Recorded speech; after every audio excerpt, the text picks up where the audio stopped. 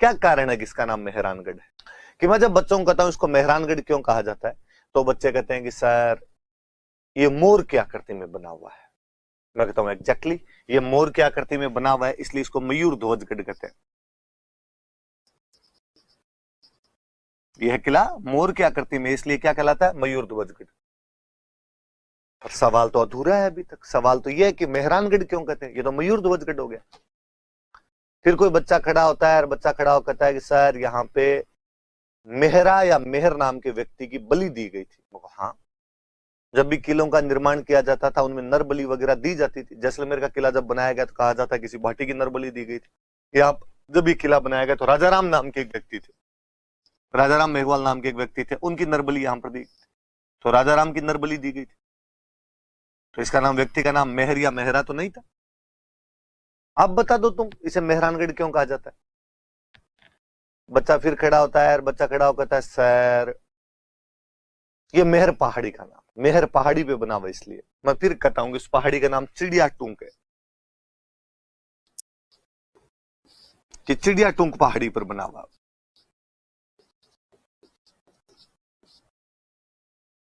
मतलब वापस बताता हूं कि जोधा जब 1453 में आवड़ बावड़ की संधि करके मंडोर आ जाता है, उसके बाद जोधा को लगता है यार मंडोर सुरक्षित स्थान नहीं है, किसी सेफ जगह पर तो अपने को जाना पड़ेगा।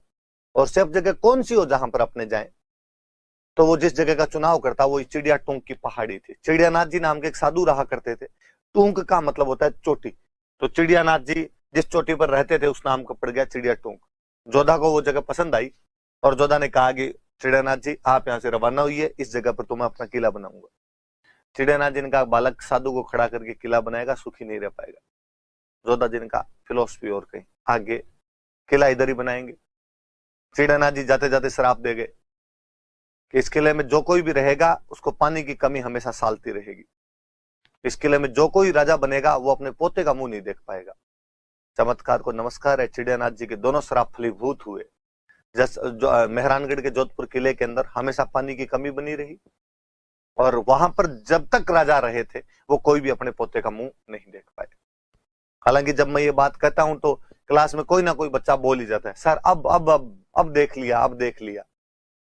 आप में से भी हो सकता है जब मैं ये बात बोल रहा था ठीक पहले तो आपके मन में भी ठीक यही ख्याल आ रहा होगा कि सर इसका मतलब आपको पूरी जानकारी नहीं है, अब जो राजा है उन्होंने पोते का मुंह देख लिया है। मैं फिर क्लास में बच्चों को कहता हूं कि देखिए पहले तो मैंने कहा था कि जब तक इस किले के अंदर कोई रहेगा तब तक पोते का मुंह नहीं देख पाएगा। किले के अंदर रहना राजाओं ने बहुत पहले बंद कर दिया था, उम्मेद पैलेस बना लिया था, उम्मेद पैलेस में रहने लग गए थे। बात जहां तक रही अब की, अब लोकतंत्र है, अब राजा नहीं होते हैं। अमर चित्र कथाओं से जितना जल्दी कोई बाहर निकलेगा उतना ठीक रहेगा। तो अब तो किसी कोई कुछ भी श्राप फलीभूत नहीं होंगे अपने आप में, किस प्रकार हो सकता है? तो पहाड़ी का नाम चिड़िया टूंक। फिर बात है कि इस किले को तो मेहरानगढ़ क्यों कहा जाता है?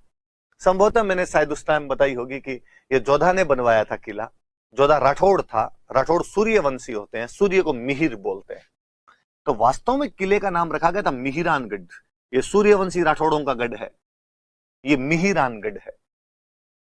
मिहिर का मतलब सूर्य होता है, पर वो मिहिरानगढ़ मिहिरानगढ़ मिहिरानगढ़ बोलते बोलते हम उसको मेहरानगढ़ तक लेके आ गए।